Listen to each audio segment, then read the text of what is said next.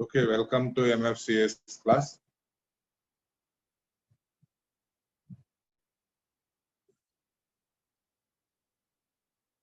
Today onwards, I will take regularly classes for you. For any time, it may be MFCS or Python. From time every day, my classes starts from 10 to 11, 1 hour. Every day, 1 hour. If possible, Sundays also I will take the class because a lot of things have to cover in Python programming class. Okay. Tautological implementations. Today we will see this topic, tautological implementations. This is the topic we are going to cover in this one.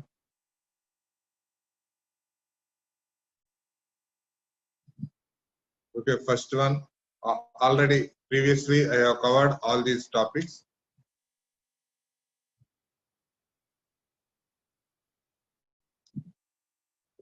Previously I have covered all these topics, equivalence, formulas.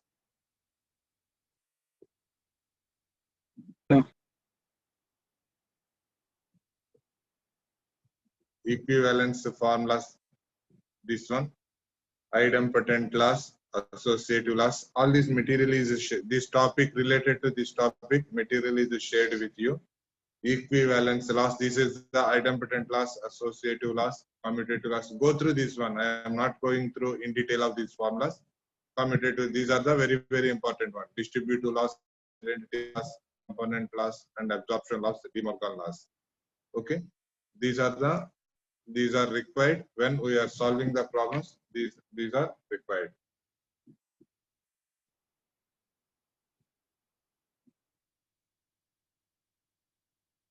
Okay, one more very important one. While solving the equations, tautology means always true. The statements which are always true are called tautology statements. Okay. Don't write anything onto the screen. The statements which are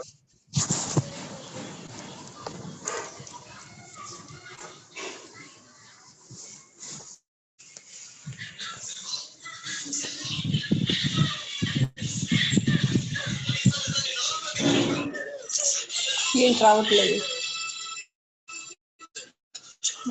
ఒకసారి Zoom meeting అవుతుంటారు always.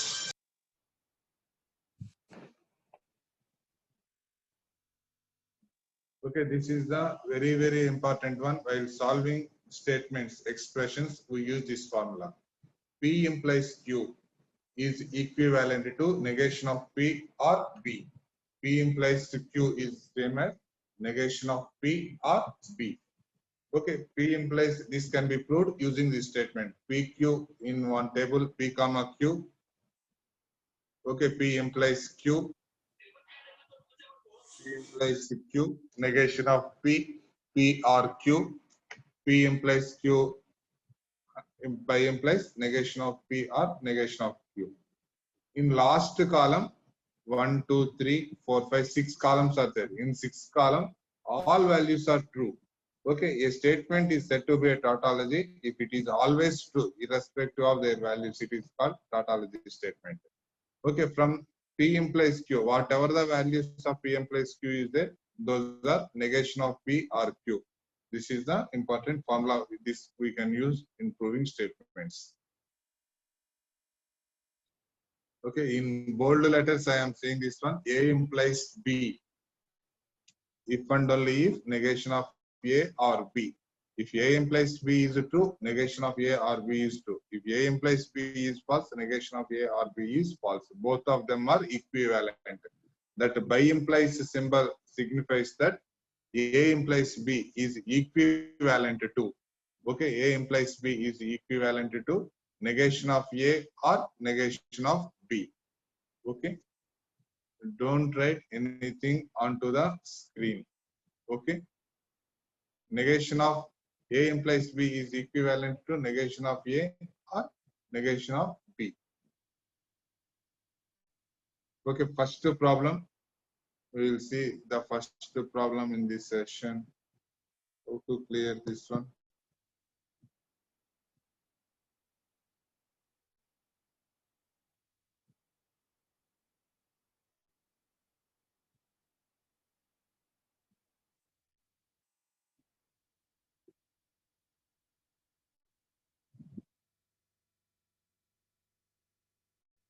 Okay, we will see the first problem. Prove that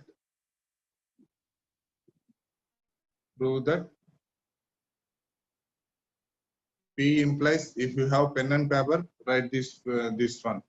P implies Q implies R is equivalent to P implies negation of Q or R implies P and P or Q, that implies R. Okay, prove that one. Okay, solution. We will take the left hand side part. P implies Q implies R, this one.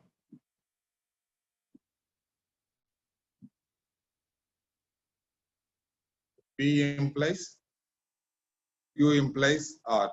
Here Q implies R can be written as, see the formula పైన top లో రాసాను చూడండి, A implies B ని ఎలా రాయొచ్చు, negation of A or B. ఇది చాలా చాలా ఇంపార్టెంట్. A implies B అనగానే negation of A or B అని చెప్పి రాయొచ్చు. చాలా ప్లేసెస్ లో దీన్ని వాడతాం. P implies Q implies R అనే దాన్ని తీసుకొని ఇలా అని ప్రూవ్ చేయాలి. ఓకే, LHS తీసుకున్నాను. P implies Q implies R. Q implies R ని ఎలా రాయొచ్చు, పై ఫార్ములా ప్రకారం చూడండి, A implies B ఫార్ములా ప్రకారం. Okay, negation of A or B అని చెప్పి రాయొచ్చు. A implies B can be written as negation of A or B. Okay, ఇక్కడ ఇలా చూసామనుకోండి, ఇక్కడ ఈ Q implies R ని ఇక్కడ ఈ ప్లేస్ దగ్గర ఇప్పుడు యారో మార్క్ ఉన్నది, Q implies R ని negation of Q or R అని రాస్తాం. ఎలాగా పై ఫార్ములా ప్రకారం A implies B అని రాగానే negation of A or B అని చెప్పి రాయొచ్చు. B అని వస్తే కనుక A implies B అని రాయొచ్చు. సేమ్ ఆ ఫార్ములా ప్రకారం Q implies R ని negation of Q or R అని చెప్పి రాస్తాం. ఓకే, ఇది మొత్తం కలిపి ఒక ఫార్ములా చూడండి. P నేమో P implies negation of Q or R B కదా, same formula A implies B negation of A or B అనే ఫార్ములాని దీనికి అప్లై చేశాను. ఓకే, ఇక్కడ అప్లై చేస్తే P అనే వాల్యూని ఎలా రాయొచ్చు, P implies negation of P అని రాయొచ్చు. ఇది మొత్తాన్ని R negation of Q or R associative లా ప్రకారం. ఓకే, అందుకే ఇక్కడ పైన చెప్పిన ఈ అన్ని లాస్ రావాలి అని చెప్పేది. ఈ ఫార్ములాస్ లో ఇక్కడ చెప్పిన అన్ని లాస్ లో ఇక్కడ అసోసియేటివ్ లా ఏమని చెప్తుంది, ఇక్కడ PRQ R అని ఉంటే కనుక PRQ అని చెప్పి రాయొచ్చు, PRQ RR అనేది రాయొచ్చు. ఓకే, PRQ RR అని ఉంటే కనుక PRQ RR అని చెప్పి రాయొచ్చు. లేకపోతే P and Q RR అని వస్తే కనుక P and QRR అని చెప్పి రాయొచ్చు అసోసియేటివ్ ఫార్ములా ప్రకారం. ఓకే, ఈ అసోసియేటివ్ లా ప్రకారం ఇక్కడ దీన్ని ఎలా రాస్తాను, ఇక్కడ అన్ని ఆర్ సింబల్స్ కదా ఉంది. Negation of P or negation of Q or R అని ఉంది. దాన్ని ఎలా రాస్తున్నాను, negation of P or negation of Q or R అని చెప్పి రాస్తున్నాను. Okay, next one, negation of P or negation of Q. De Morgan laws. De Morgan laws is the very very important one. ఇక్కడ De Morgan laws చూడండి, ఇక్కడ ఏముంది statement De Morgan laws లో negation of P and negation of Q కనుక ఉంటే కనుక negation of P or Q అని రాయొచ్చు. ఓకే, De Morgan laws చాలా చాలా ఇంపార్టెంట్. ఈ ఫార్ములాస్ అన్ని ఎప్పుడు అడిగినా సరే, నిద్రలో అడిగినా సరే చెప్పేటట్టు ఉండాలి. Negation of P or Q అని కనుక ఉంటే negation of P and negation of Q అని రాయొచ్చు. Negation of P and Q కనుక ఉంటే కనుక negation of P or negation of Q అని రాయొచ్చు. ఏం లేదు, P or Q ముందు నెగేషన్ ఉంటే కనుక ఇక్కడ అండ్ సింబల్ వచ్చింది, రెండింటి ముందు నెగేషన్ రాస్తాం. అదే ఇక్కడ అండ్ సింబల్ ఉంటే కనుక P అండ్ Q దగ్గర ఉంటే కనుక ఇక్కడ R సింబల్ వస్తుంది, రెండింటి ముందు నెగేషన్ రాస్తాం. These are called De Morgan laws. Okay, De Morgan laws ప్రకారం ఇప్పుడు ఇక్కడ చూడండి, negation of P or negation of Q ఉంది. De Morgan laws ప్రకారం ఏమైనా రాయొచ్చు, P అండ్ Q నెగేషన్ అని రాయొచ్చు. Okay, negation of P and Q or R. ఇది చూడండి, ఇక్కడ P అండ్ Q ని A అనుకోండి, R ని B అనుకోండి. Negation of A or B అని ఉంది. Negation of A or B. Negation of A or B అని అంటే ఏమని రాయొచ్చు, A implies B అని రాయొచ్చు. ఓకే, దేర్ఫోర్ దీన్ని ఎలా రాయొచ్చు, P and Q implies R అని చెప్పి రాయొచ్చు. Therefore LHS equal to,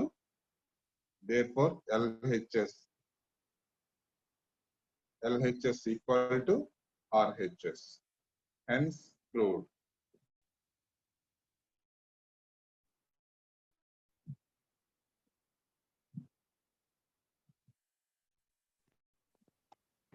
Okay, LHS, this is the first problem. P implies Q implies R. If and only prove that one. P implies negation of Q implies R, or P and Q are R. LHS equal to RHS. Hence, this is the first. Okay, this problem is available in material also. Okay, not by seeing the material only. Me notes లో కూడా కంపల్సరీగా ఈ problem రాసుకొని solve చేయండి. Exam లో ఇచ్చి prove that అని చెప్పి ఇలా ఒక ఈక్వేషన్ ఇస్తే కనుక ఈ రూల్స్ ప్రకారం పైన చెప్పిన అన్ని రూల్స్ ప్రకారం సాల్వ్ చేయమని అడుగుతారు. పైన ఈక్వివాలెన్స్ ఫార్ములా అంటాం. A implies B negation of A or B, దీన్ని ఏమంటాం అంటే ఈక్వివాలెన్స్ ఫార్ములా. డిమోర్గన్ లాస్ అని ఏం చెప్తుందంటే negation of P or Q is equivalent to negation of P and negation of Q.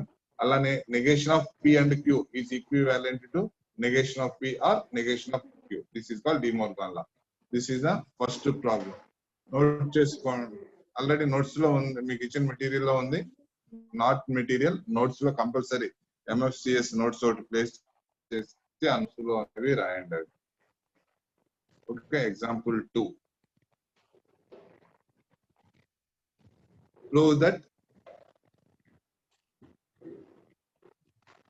Second example, prove that P implies Q and R implies Q is equivalent to.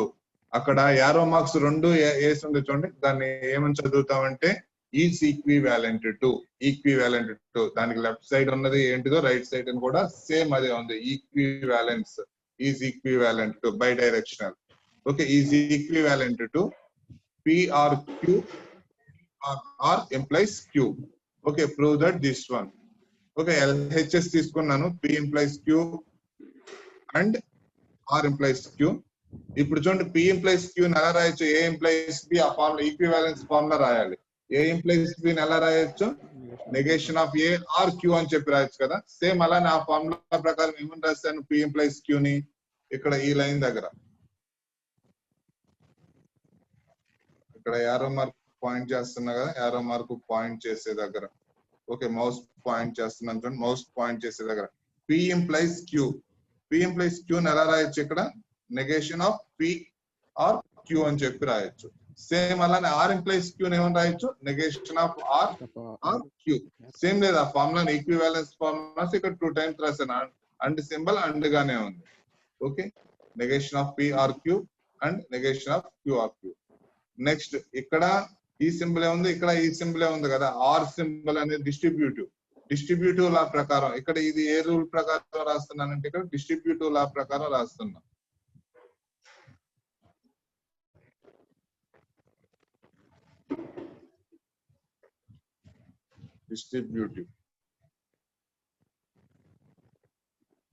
Distributive law ప్రకారం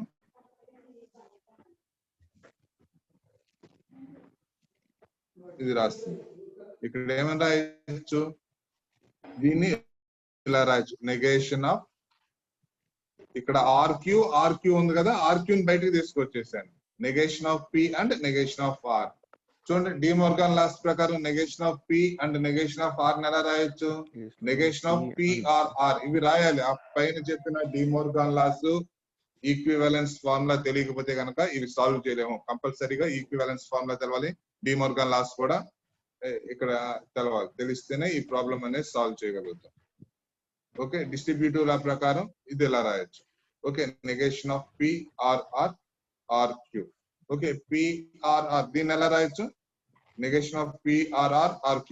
ఇది చూడంగానే మనకి ఏం గుర్తు రావాలి? Negation of A. First formula చెప్పాను కదా, A implies B ని ఎలా రాయొచ్చు? ఈక్వివాలెంట్ గా negation of A or B. ఇక్కడ negation of P or R or Q అని ఉంది. దీన్ని ఎలా రాయొచ్చు? P or R implies Q అని చెప్పి రాయొచ్చు. Therefore LHS equal to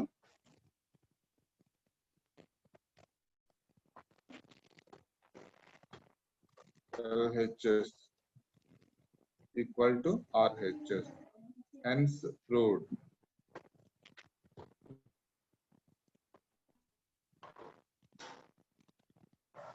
This is the second problem. Okay, example 2. P implies Q ni ఇలా రాసి ఇలా and R implies Q రాయొచ్చు. P R R implies Q. Okay. Next, third problem. Prove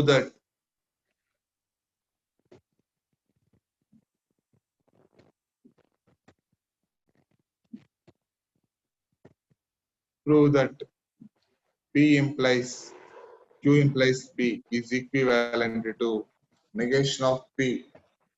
Negation of P implies P implies Q. Okay, దీన్ని ఎలా రాస్తున్నాను అంటే P implies, okay, LHS తీసుకున్నాను, ఎలా ప్రూవ్ చేయాలి? ఈ వాల్యూ రెండు ఈక్వివాలెంట్ అని ప్రూవ్ చేయాలి. ఓకే, వన్ వే ఏంటంటే ట్రూత్ టేబుల్ తీసుకొని చేయొచ్చు, లేకపోతే ఇలానైనా సింప్లిఫై చేయొచ్చు. ఓకే, ఇలా ఈ మెథడ్ లో సింప్లిఫై చేస్తున్నాం అనుకోండి. LHS తీసుకొని ట్రూ అని చూపిస్తాను, RHS తీసుకొని ట్రూ అని చెప్తాను. Therefore both of them are equivalent అని చెప్తాను. Capital T stands for true. F అంటే కనుక ఫాల్స్ అని స్టేట్మెంట్ చెప్తాం.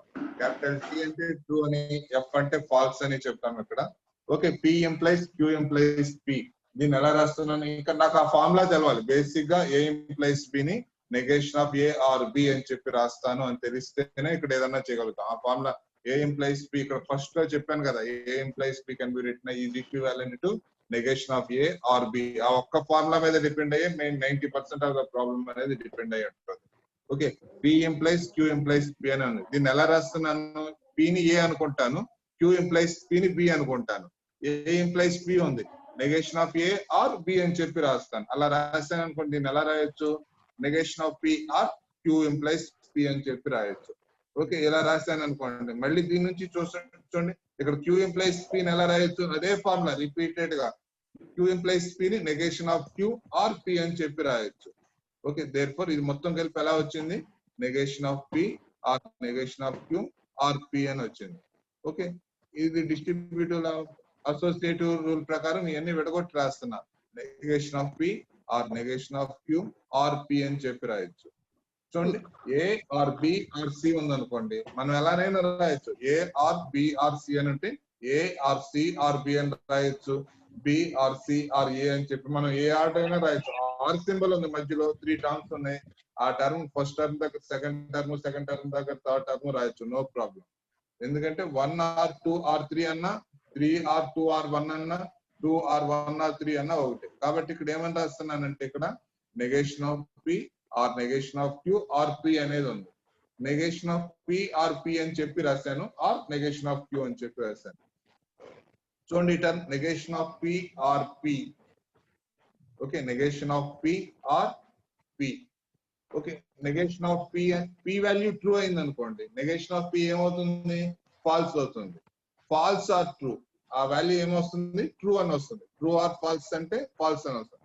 అదే P వాల్యూ ఫాల్స్ అయింది అనుకోండి, negation of P వాల్యూ ఏమవుతుంది? ట్రూ అవుతుంది. ట్రూ ఆర్ ఫాల్స్ ఏమవుతుంది? ట్రూ ఆర్ ఫాల్స్ అంటే ట్రూ వస్తుంది. P వాల్యూ ఏదైనా సరే, ట్రూ అయినా ఫాల్స్ అయినా సరే, P వాల్యూ కంపల్సరీగా అక్కడ మనకు ఆన్సర్ అనేది ఏమొస్తుంది? ట్రూ అనేది వస్తుంది. Okay, or negation of Q అనేది వస్తుంది. ట్రూ ఆర్ మనకి కనుక ఒక్కసారి కనుక ట్రూ అనే వాల్యూ కనుక వస్తే, తర్వాత ఏ టర్మ్ అయినా ఉండండి, ట్రూ ఆర్ సింబల్ కనుక వచ్చి తర్వాత ఫాల్స్ అయినా ట్రూ అయినా, ఆ టోటల్ ఎక్స్ప్రెషన్ వాల్యూ ఏమవుతుంది? ట్రూ అవుతుంది. T అంటే ఇక్కడ ఈ PQ లాగా T కాదు, T అంటే ట్రూ అని చెప్పేసి, F అంటే ఫాల్స్ అని. ఈ ఎక్స్ప్రెషన్స్ రాసేటప్పుడు T గానీ F గానీ వస్తే T stands for true, F stands for false. Okay, next true or negation of Q. ఇక్కడ Q వాల్యూ నెగేషన్ ఉన్నా నెగేషన్ లేకపోయినా, true or anything is true. Okay, LHS value మనకి ఏమొచ్చింది? ఇక్కడ సింప్లిఫై చేస్తే LHS equal to true. Okay, RHS చూద్దాం. ఇక్కడ RHS ఏముంది? Negation of P or Q implies P, implies Q. ఇదే కదా RHS ఉంది ఇక్కడ.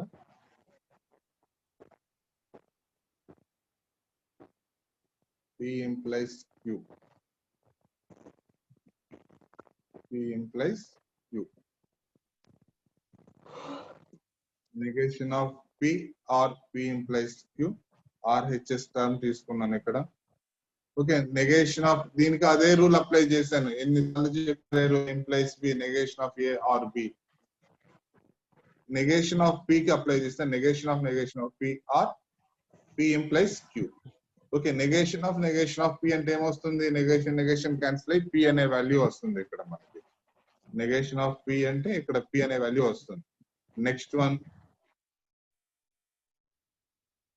ఆర్ ఉన్న మిగతా టర్మ్ మొత్తం యాజ్ తీసుకు ఇలా రాస్తాను. ఇప్పుడు చూడండి P or negation of P implies Q ని నెగేషన్ ఆఫ్ పిఆర్ క్యూ అని చెప్పి రాశాను. నెక్స్ట్ ఈ టర్మ్ తీసుకొని ఇక్కడ కదా ఈ first term, second term, third term అన్ని ఆర్ సింబల్స్ ఉన్నాయి. అన్ని ఆర్ సింబల్స్ ఉన్నాయి కాబట్టి ఏం చేశాను ఇక్కడ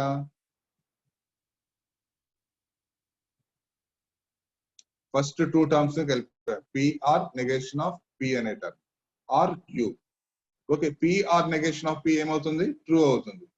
ట్రూ ఆర్ ఎనీథింగ్, ఇక్కడ క్యూ ఉండండి నెగేషన్ ఆఫ్ క్యూ ఉన్నాయి ఏదైనా ఒకసారి కనుక ట్రూ వచ్చి ఆర్ సింబల్ కనుక మనకు కనబడితే మిగతాది మొత్తం ఏదన్నా సరే ఆ ఎక్స్ప్రెషన్ యొక్క వాల్యూ ఏమవుతుంది? ట్రూ అవుతుంది. True. So P implies Q implies P is equivalent to negation of P implies Q. ఎందుకని ఇక్కడ ఈ వాల్యూ టు RHS కూడా ట్రూ అని వచ్చింది. RHS equal to true, LHS equal to true. Therefore, so P implies Q implies P is equivalent to negation of P implies Q. Okay. This is the problem, third problem. Now we will see the last problem.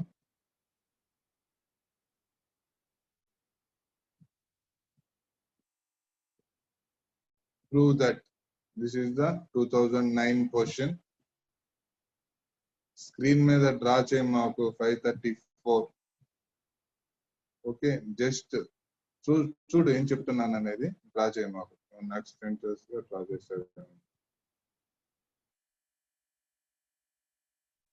Next problem, prove that negation of P and negation of Q and R, or Q and R, or PR. ఇంత పెద్దగా ఉందిగా expression, ఒక చిన్న are ఎలా convert చేయాలి అని ఏం లేదు, కంగారు పడాల్సిన అవసరం లేదు. ఎంత పెద్ద ఎక్స్ప్రెషన్ ఉన్నా సరే ఆ పైన చెప్పిన ఫార్ములాస్ అన్ని A implies B, negation of A or B అవి కనుక తెలిస్తే ఎంత పెద్ద ఎక్స్ప్రెషన్ అయినా సాల్వ్ చేయొచ్చు.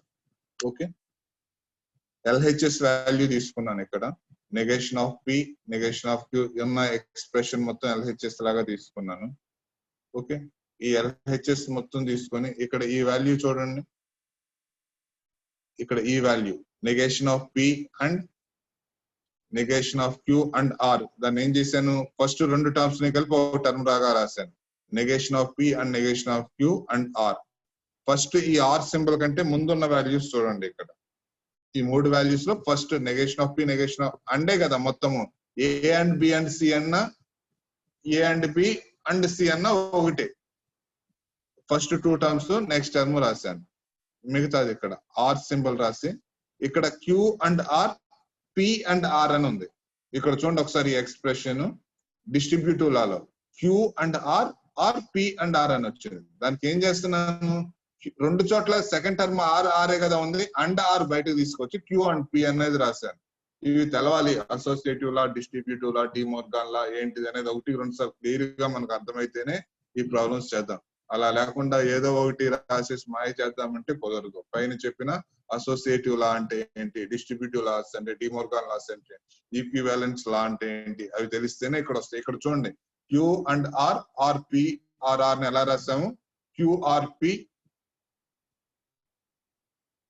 క్యూఆర్పి అండ్ ఆర్ లాగా రాసాము. Okay, next negation of P and negation of Q. ఇది చూడంగానే ఇమీడియట్ గా డిమోర్గాన్ లా అని గుర్తు రావాలి. Negation of P and negation of క్యూ ఎలా రాయొచ్చు? అండ్ సింబల్ కదా ఉంది, or P or Q negation of P or Q and R. Okay, R ఇక్కడ ఉన్నదాన్ని యాజ్ టీజ్ గా రాశాను, క్యూఆర్పి. నెక్స్ట్ వన్ ఇక్కడ అండ్ ఆర్ టూ టర్మ్స్ ఉన్నాయి. ఫస్ట్ టర్మ్ లోను సెకండ్ టర్మ్ అండ్ ఆర్ ఉంది, ఇక్కడ అండ్ ఆర్ అని ఉంది. ఓకే, ఆ అండ్ ఆర్ అనే సింబల్ బయటకు తీసుకొచ్చి మిగతాది మొత్తం ముందు తీసుకొచ్చేస్తాను. Negation of P or Q, Q or P. Okay, P or Q అన్న క్యూఆర్పి అన్న ఒకటే కదా. సపోజ్ పిఆర్ క్యూ ట్రూ అయింది అనుకోండి, negation of P or Q false అవుతుంది. ఇది ఫాల్స్ అయింది అనుకోండి, P or Q negation of P or Q true అవుతుంది. ఏదేమైనా సరే ఈ టర్మ్ మొత్తం ఏమవుతుంది? ఆల్వేస్ ట్రూ అవుతుంది. True and R, true or R కనుక వస్తే కనుక క్లియర్ గా చూడండి, టీ వచ్చి ఆర్ సింబల్ వచ్చేసి ఆర్ ఆర్ అనేది వచ్చింది అనుకోండి, అది ఎప్పుడు ట్రూనే అవుతుంది. అండ్ సింబల్ వచ్చింది అనుకోండి, ఆర్ వాల్యూ ట్రూ అయితే ఈ వాల్యూ ట్రూ అవుతుంది, ఆర్ వాల్యూ ఫాల్స్ అయితే ఈ వాల్యూ ఫాల్స్ అవుతుంది. అంతే కదా. అండ్ సింబల్ వచ్చినప్పుడు ఆర్ వాల్యూ కనుక ట్రూ అయితే కనుక ఇక్కడ ఈ వాల్యూ ట్రూ అవుతుంది, ఆర్ వాల్యూ ఫాల్స్ అయితే ఫాల్స్ అవుతుంది ఇక్కడ. కాబట్టి ఇది మొత్తం టీ అండ్ ఆర్ అని చెప్పి ఏమని రాయొచ్చు, ఆర్ అని చెప్పి రాయొచ్చు. ఇంత ముందు టీ రాసింది దేనికి, ట్రూ. టీ ఆర్ సింబల్ కనుక వస్తే T R, R capital R కనుక వస్తే టీ అని చెప్పి రాయొచ్చు. అలా కాకుండా అండ్ సింబల్ కనుక వస్తే కనుక టీ అండ్ ఆర్ అని క్యాపిటల్ ఆర్ అని రాయొచ్చు. Okay, therefore LHS equal to RHS. R అనే కదా వచ్చింది.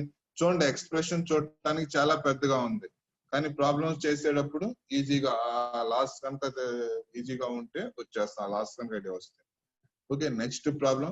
ఇది టాటాలజీ అని ప్రూవ్ చేయమన్నారు. ఈ ఎక్స్ప్రెషన్ ఇచ్చి టాటాలజీ అంటే మళ్ళీ స్పెషల్ గా ఏం ప్రూవ్ చేయమని అవసరంలా.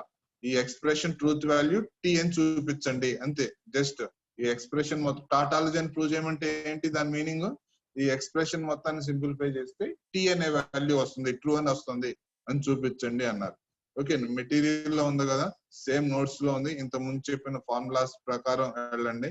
ఇలా 1 by 1 rule, A rule apply చేసాము ఏంటి అనేది చూసుకుంటూ వెళ్ళండి.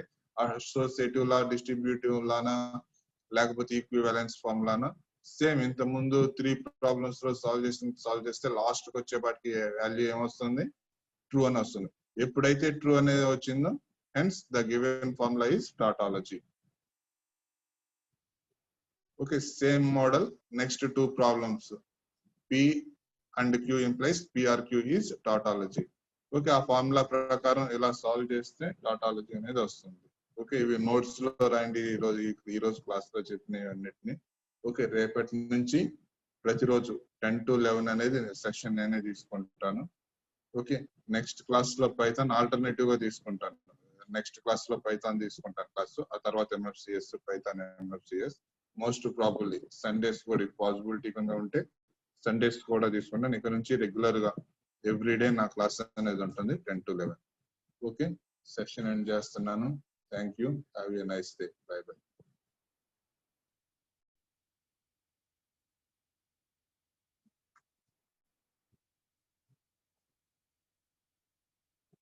అటెండెన్స్ రాసుకుంటారు అన్నాడు.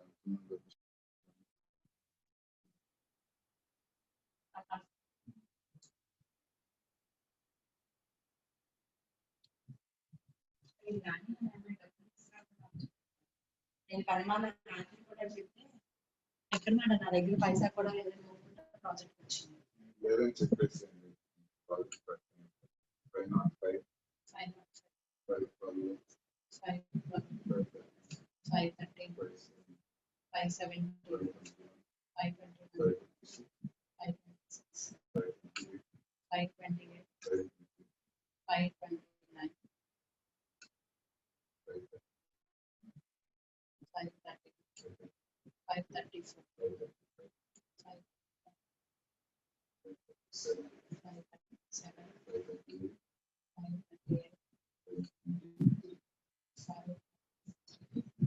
Second CS